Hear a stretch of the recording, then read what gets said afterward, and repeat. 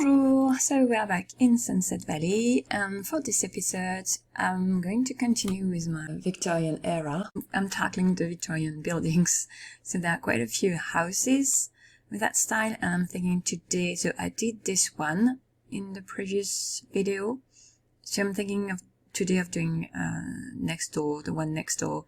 I think it's Claire Ursine's house. So let's check it out in Editon. Okay, so here it is. Claire Ursine is a reclusive angler living by the ocean. I think she works in the criminal career, I think. And so she's pregnant by one of her next door neighbor. That would be Jared for you. So I already did the house. So the house. So that house I've done before. But it was for within a budget challenge. I've turned it into a brownstone with different apartments. The livable apartment was like on the second floor. So we're going to turn different this time. I'm going to try and follow the description. Pescadero. Okay, so it is fish oriented. 2 bedrooms, 1.5 bathroom. This Victorian style beach front home boasts double-decker front porches, perfect for watching sunsets over the ocean. The interior is a remodeled open floor plan with an efficient kitchen and distinct octagonal rooms. Okay, distinct octagonal rooms. I'm actually having flashback to this house with a big octagonal bedroom. So, fully, they're not going to be similar to what was there. Okay, so it's quite, there are quite a few details in that description. Okay, let's visit the house. So, here it is. Oh, I don't like when they do that with the siding. It's to have like the corner trim like that. There, it's a bit weird. So it's like a large driveway here. I'm pretty sure I'm not going to keep it like that. I mean, the stones there, the stone texture there doesn't really fit with the neighborhood. I would like to tie it in with the neighborhood a bit better. So actually, in the first version I did, I had like closed it off here to have like a corridor inside. Might do that again. There is space here that is not used, and I don't know, I might find a use for it if it's inside maybe. Hello Claire. So must be a bathroom here, I suppose. The back door. Okay, getting a glimpse of the inside. Okay, it does look a bit like a doll house. I suppose it's the color scheme that does it, like the pale pink with that pale greenish color here. Okay, let's get inside. That's the same door as the neighbor, actually. Okay, so the staircase is just there. There is not really an entryway, so I might move the wall a bit to the front so that there is like another room, like a mud room or something, an entryway at least. Okay, so that's the living room. Pick a color, will you? There are too many colors. That pink is very pink. And that's a very old TV, yeah. Okay, there is, I'm sure, a view on the lighthouse. Here it is. Is that supposed to be the octagonal room? Or is it like the nook here? Okay, on the other side, the dining nook corner here. A desk. That's the back door. That must be the bathroom here, or maybe the half bathroom. And that's the kitchen, the very efficient kitchen. Okay, not much there, but I actually really like those counters, so I might keep them. Very different colors, not even on the same like scale, you know. This one is very bright. This one might be a bit softer, and this one is like not dull, but something like that, you know. This is a bright yellow, so is this. None of them goes with the wall or the carpet on the staircase. So yeah, there's a bit of a clash here. So the half bathroom, yes it is a half bathroom. Looks pretty grand like that. What have you?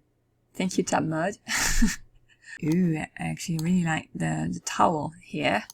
The pattern they pick for this one. So yeah, that bright blue here would go better with like the door and the chair here and even the desk. But the green there, yeah, I don't know. So upstairs we have like a landing here. Is that supposed to be the octagonal room? I'm a bit lost with the octagonal rooms. I suppose this is like this one, the half bathroom, and maybe the nook in the living room. Okay, so this one leads to the porch. Outside, so there were like 2 bedrooms and 1 bathroom, so I'm going to say bathroom. I don't remember. I should have, or maybe the one in the middle. Okay, that's a very, very bizarre texture for a bookcase. Maybe an homage to that Angler trait. Oh, that's the bathroom. Okay, that's the only one I wasn't thinking as a bathroom. Oh, I should have guessed. I didn't notice the windows outside. Okay, so that's the bathroom. I'm not that keen on the towel there, but I think they do go with the rest of the bathroom. Mirror, it's like a very different style and color. From above to be sure I haven't missed anything. Okay, so next door here, a bedroom, single bed again, the same texture. And I've always thought that looked like a very dangerous lamp. Okay, so that's the main bedroom here, with a view here. Nice view. And finally, the second floor's porch. Okay, so no attic per se. I'm thinking I might do something different with the rooftop here. Also, we have round cupola-like roof, so maybe use it there instead of having that. Even though it does, yeah, it would look still Victorian with it.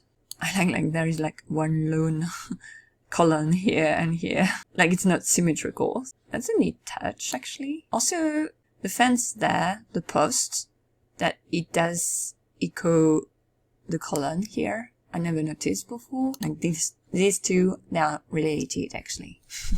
Okay, so I think I know what I'm going to do mostly. So with that in mind, let's get started on the house. Okay, so Pescadero, well, the house was a bit of a conundrum to me. It was a bit of a mismatching fest because there were like very soft colors, like for the flooring, for instance, and the pink highlights, and I wanted to use them so that the house wasn't like with the white siding. It's like too basic, so I went with the pastel colors for the siding too, mixed with some white for the windows. So I actually did the opposite of what was done at first for the house. And oh yeah, here doing not an attic. So I haven't done an attic in that house because I played a bit more with the roof, and also it's big enough for the inhabitants there. So, I mean, it's just Claire for now, and she's pregnant, so it was going to be Claire and her baby. So for 2 people, it's a big enough house. So I didn't add a ladder or an access to the attic, which is non-existent here. I've put a level skip marker on the top floor.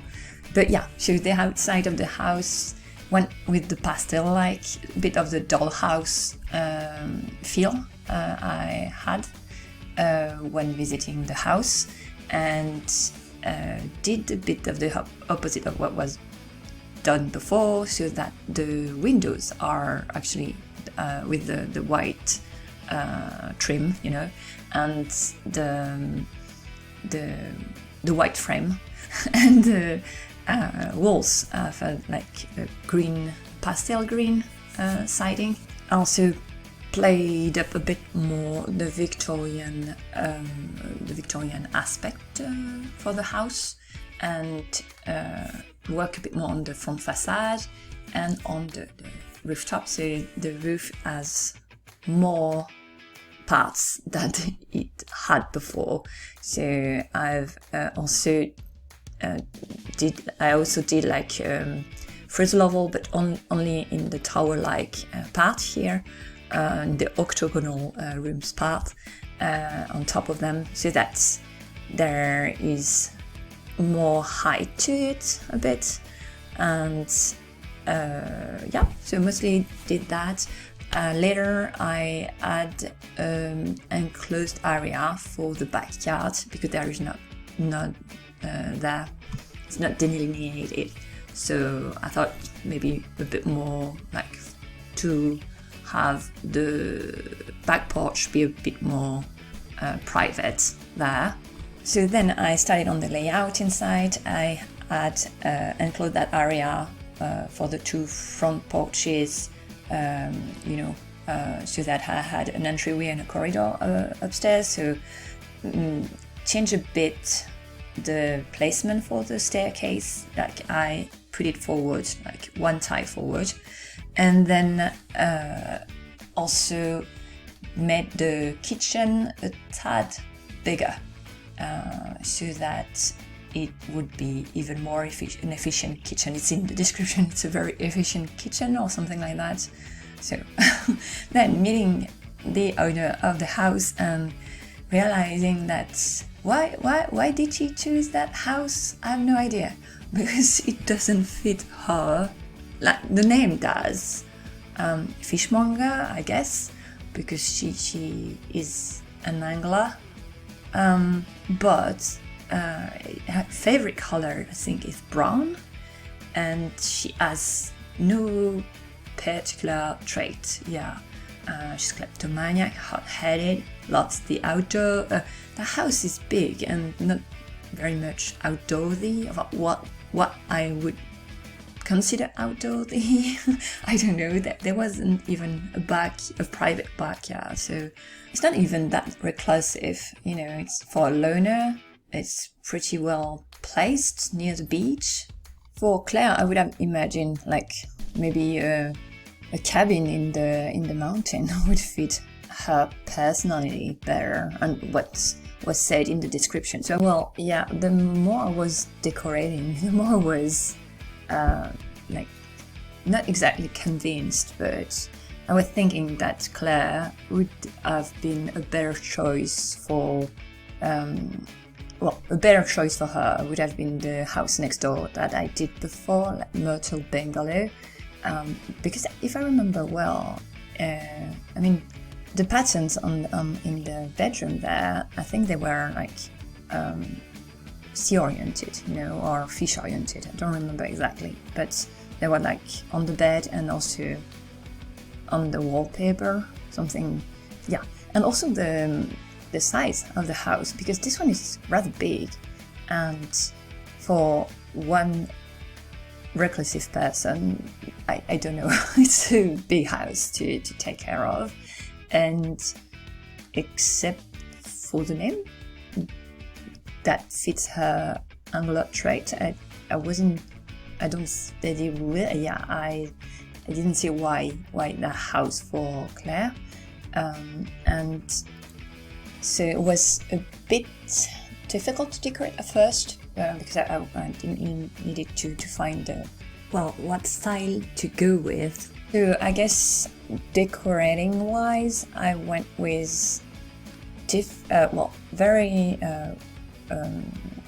like wooden pieces of furniture mostly, but a mix of that and also more modern things. So the kitchen, for instance, was said to be very efficient, so I went with as if it has been renovated lately, and with more modern coloring, so still some wood, but paired with white painting and some modern wear, Also put quite a few plants here and there because she likes the outdoors. She's an outdoors person, but the house doesn't really have a big backyard. So instead I went with the tall windows and plants a bit everywhere.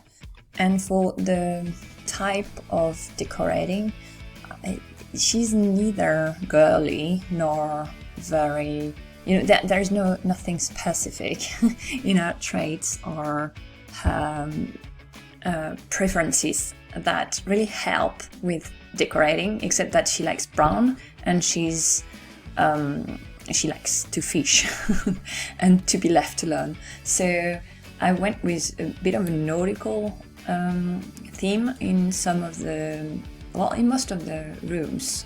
I mean, I added a few fish tanks here and there, and also, some pieces of decoration to kind of remember that angular trait of hers by. But her favorite color being brown, I went with wooden texture a bit everywhere. And since she's not particularly snobbish, extra, so I thought I would mix the Victorian, vibe of the house, so have it with some pieces of furniture that maybe were there before she moved in, like sinks and the toilets, and have them mixed with more modern pieces she brought with her, or more rustic ones she brought with her in the house. But that's why there is a mix of very different vibes inside. Also, it doesn't really fit the outside, but I was like, yeah, she cannot change the outside, so maybe she put her touch inside with those different pieces she brought with her. Other items I've put also are children related, she's pregnant, so I turned, for instance, the secondary bedroom, which was for a child, I turned it into a nursery for a baby, before turning into a child. It's going to go, the baby's going to be a baby and then a toddler, so maybe a crib is going to be more practical then. And I'll put quite a few toys all over the house, so that it's baby ready for when she's going to have I think it's a girl, most of the time. So for the nursery I went with a duck theme there. I was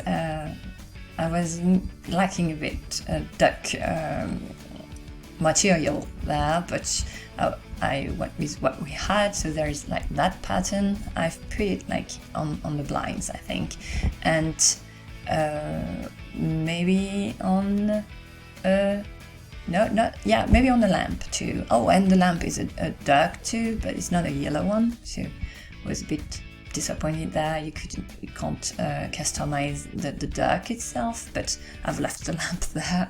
It's kind of a theme there. So also about blinds, I've put a few, so on the windows in the baby's bedroom, and also in the living room corner. Not really, I was thinking, since she liked the outdoor, Claire, I haven't put any in her bedroom. I gave her a sturdy bed. I don't know, I thought it fitted better her than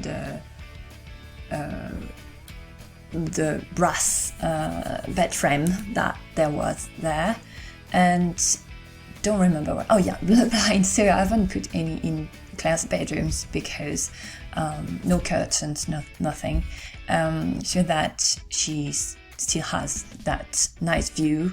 But I have just in the living room corner, so that I don't remember, so to have an idea of what it would look like with it, because she said to be reclusive, so maybe she doesn't want people to see what she's doing inside her house, and it's kind of street level, so I guess maybe to have more privacy, but at the same time she liked the outdoors, and so she kind of would like to have the sun, to have sunlit rooms, I guess. I don't know. Oh, only piece of furniture I've used from the movie stuff back is that rocking chair, but I really liked it for Claire.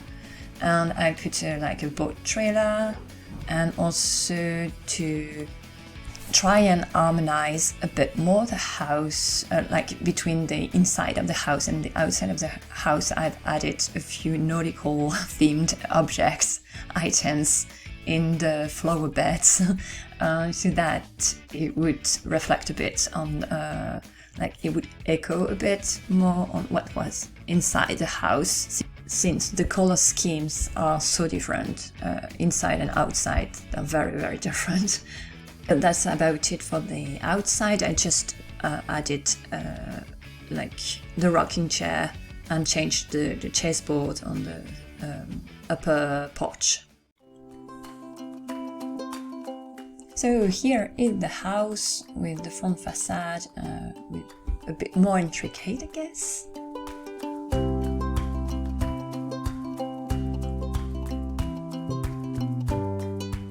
The side with the tower-like corner and an enclosed backyard now, with a back porch and a clothesline. There's not much. I haven't added that many things. The boat trailer, but no boat. She can pick and choose the one she wants. And then the front porch here with a rocking chair. That's the one from the movie stuff back.